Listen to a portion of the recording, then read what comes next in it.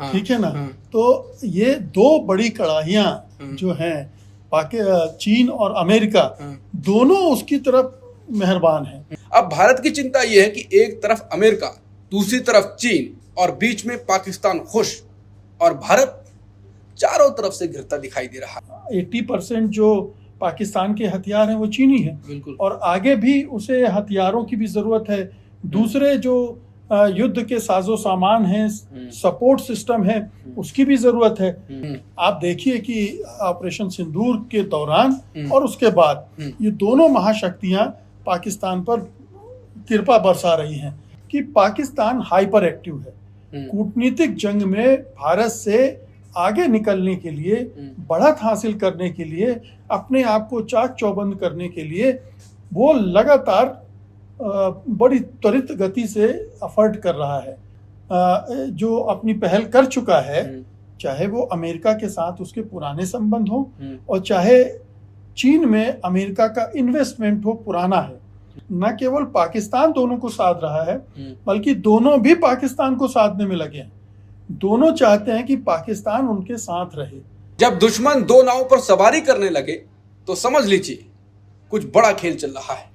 पाकिस्तान अब अकेले नहीं खेल रहा, अब वो चीन और अमेरिका दोनों को एक साथ साधने की कोशिश कर रहा है। जब दुश्मन दो नावों पर सवारी करने लगे तो समझ लीजिए कुछ बड़ा खेल चल रहा है।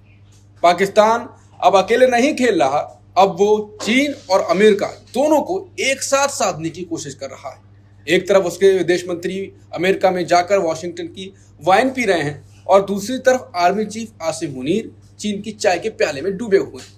यहाँ पर वाइन का और चाय का मतलब वो नहीं है जो होता है, ये अलग अर्थ में इस्तेमाल किया गया है। एक तरफ पाकिस्तान के उप प्रधानमंत्री और विदेश मंत्री इशाक डार अमेरिका के दौरे पर हैं, अमेरिका के विदेश मंत्री मार्को रूबियो से मिल रहे हैं। वहीं दूसरी तरफ पाकिस्तान के सेना प्रमुख और हाल ही में फील्ड मार्शल जो बने हैं आसिम मुनीर, वो अपनी श्रीलंका और इंडोनेशिया की यात्रा को छोड़कर चीन दौड़ पड़े। यानी एक तरफ अमेरिका के विदेश मंत्री मार्को रूबियो पाकिस्तान की तारीफ करते हैं, और दूसरी तरफ चीन पहले से ही पाकिस्तान का यार है।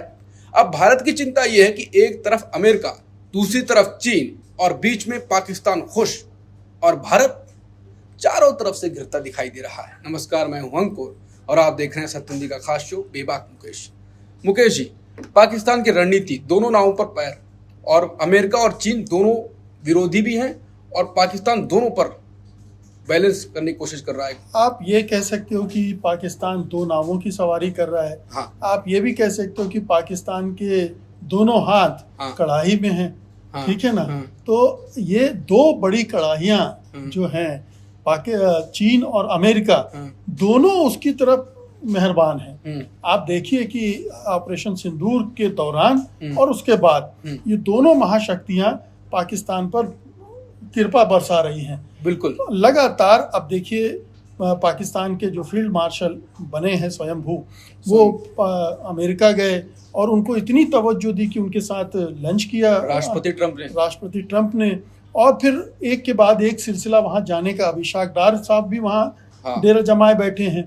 तो एक तरफ अमेरिका को साध रहे हैं और दूसरी तरफ फील्ड मार्शल आसिम मुनीर पहुंच गए चीन।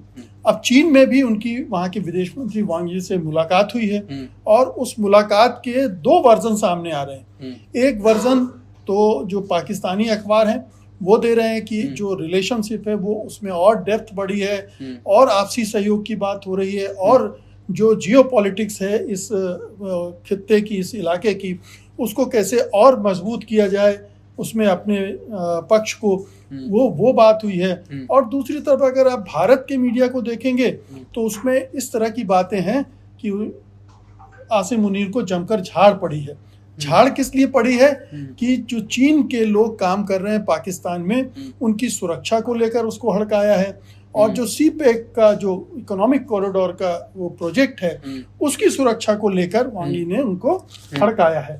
अब ये भारतीय और पाकिस्तानी वर्जन है, लेकिन ये जरूर है कि पाकिस्तान ने जो दो बड़े यार बना लिए हैं वो एक तरह से अच्छा भी है और उनको साधना बड़ा मुश्किल काम भी है। क्योंकि जब आप अमेरिका की तरफ झुकते हुए दिखते हो तो चीन को आप पर डाउट होने लगता है कि ये पाकिस्तान कहीं उसके गोदी में ना बैठ जाए। और जिस तरह से ट्रंप ने उनको तवज्जो दी, उससे ये स्वाभाविक है कि चीन को लगे कि मैंने तो इसको ऑपरेशन सिंदूर में इतनी मदद की और अब ये पाला बदल रहा है। तो उसी को संभालने भागे भागे गए असीम मुनीर चीन, या हो सकता है कि बुलाया हो। और अभी तो 80% जो पाकिस्तान के हथियार हैं वो चीनी है, और आगे भी उसे हथियारों की भी जरूरत है। दूसरे जो युद्ध के साजो सामान हैं, सपोर्ट सिस्टम है, उसकी भी जरूरत है।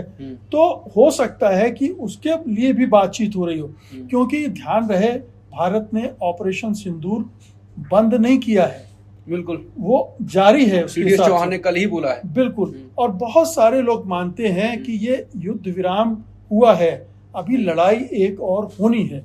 बहुत सारे डिफेंस एक्सपर्ट इस तरह से भी इसकी व्याख्या करते हैं कि अभी एक लड़ाई होगी भारत पाकिस्तान के बीच में।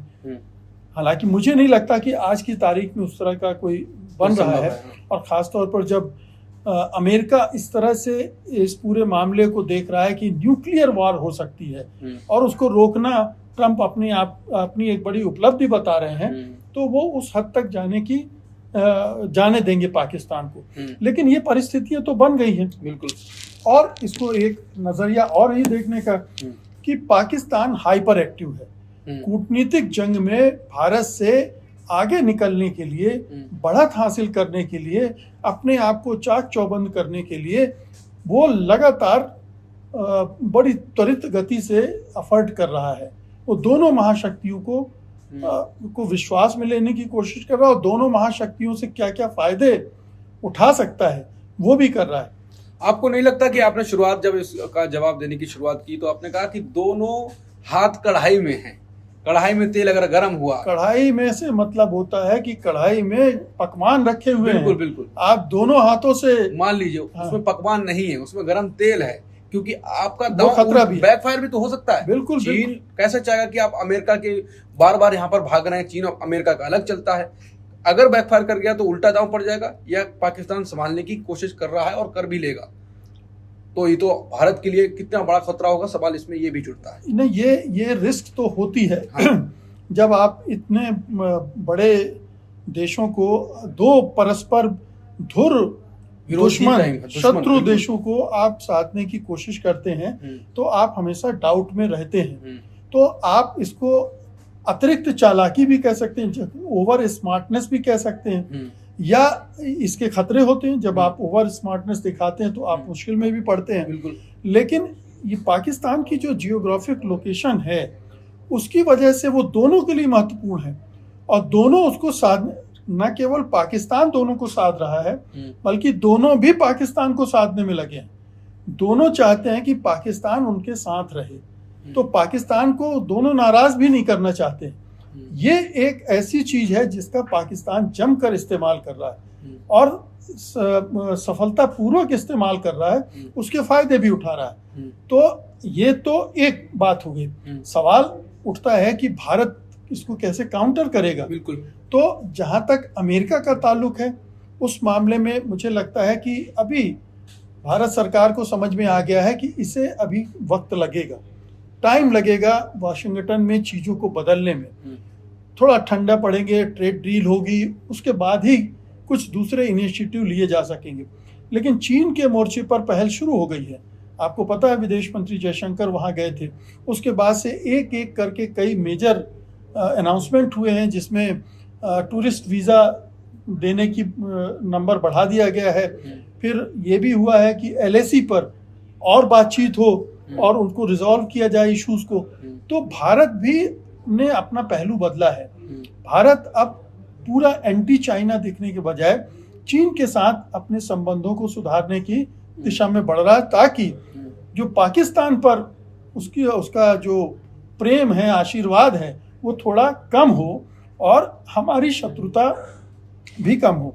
क्योंकि भारत में भी चीन का $600 बिलियन का इन्वेस्टमेंट है, पाकिस्तान में इतना नहीं है। पाकिस्तान में कुछ इंपॉर्टेंट प्रोजेक्ट जरूर हैं, जैसे बलूचिस्तान में है, CPEC का है, लेकिन हिंदुस्तान में भी उसके इंटरेस्ट कम नहीं है, क्योंकि 150 करोड़ लोगों का मुल्क है, ये एक बड़ा बाजार है। और ऐसे में जब कई बाजार उसके लिए बंद हो रहे हैं तो भारत उसके लिए एक बड़ा बाजार है। तो भारत ये कोशिश कर रहा है कि जो शत्रुता है वो कम हो, ताकि पाकिस्तान से उसका प्रेम कम हो और उसका जो खतरा है टू फ्रंट वॉर का, या पाकिस्तान और चीन मिलकर उसके खिलाफ लड़े, या चीन के आशीर्वाद और सहयोग से पाकिस्तान हमारे खिलाफ लड़े, इसको कैसे कम से कम इस खतरे को कम किया जाए। पाकिस्तान का गेम चल रहा लगातार, ये तो बड़ा ही गेम है जो आपने कहा कि बहुत ही ओवर स्मार्ट तरीके या स्मार्टली बहुत वो काम कर रहा है, और कह भी सकते हैं कि बहुत अच्छी चालाकी से काम कर रहा है, दो दुश्मनों को पाले में जाके काम कर पा रहा है।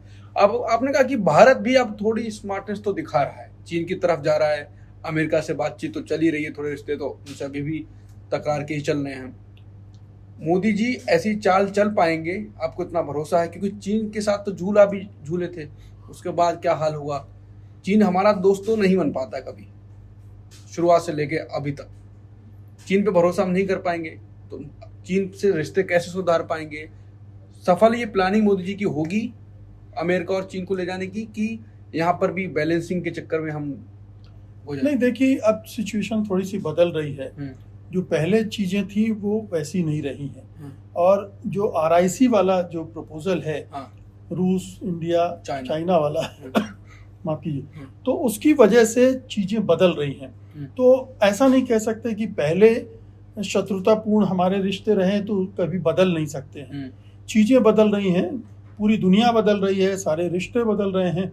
तो हमारी वाली गलती तो पाकिस्तान भी कर रहा है, उनके पाले में जा रहा है। पाकिस्तान तो दोनों को विश्वास में ले रहा है ना, दोनों के खिलाफ कुछ नहीं कर रहा है। और दोनों, वो पाकिस्तान की सिचुएशन बिल्कुल अलग है, इसलिए पाकिस्तान, और पहले से पाकिस्तान जो अपनी पहल कर चुका है, चाहे वो अमेरिका के साथ उसके पुराने संबंध हो, और चाहे चीन में अमेरिका का इन्वेस्टमेंट हो पुराना है, ठीक है, और फिर ये भी शत्रु का शत्रु हमारा मित्र होता है, उसमें उस गणित के हिसाब से चीन को लगता है कि पाकिस्तान भारत का शत्रु है, इसलिए पाकिस्तान हमारा मित्र हो सकता है। तो ये तमाम तरह के कूटनैतिक दांव पेच हैं जिनकी वजह से ये स्थितियां बन रही हैं। लेकिन मुझे लग रहा है कि अब एक चेंज आ रहा है उनकी भारत की विदेश नीति में भी, और ये एहसास हुआ होगा कि अब हमें अपने देशों के साथ रिश्ते सुधारने हैं। मुझे लगता है कि पड़ोस में भी उस तरह की पहल अब शुरू होने जा रही है, पड़ोस में भी उस तरह की पहल होंगी, जल्दी ही होंगी, और उसका भी असर दिखेगा। तो मोदी जी न चाहते होंगे लेकिन बदलना तो पड़ेगा, सिचुएशन बदल गई है और उनकी बहुत किरकिरी हुई है, फजीयत हुई है इस बीच में, तो उससे उन्होंने सबक सीखा होगा, हमें ये मानकर चलना चाहिए।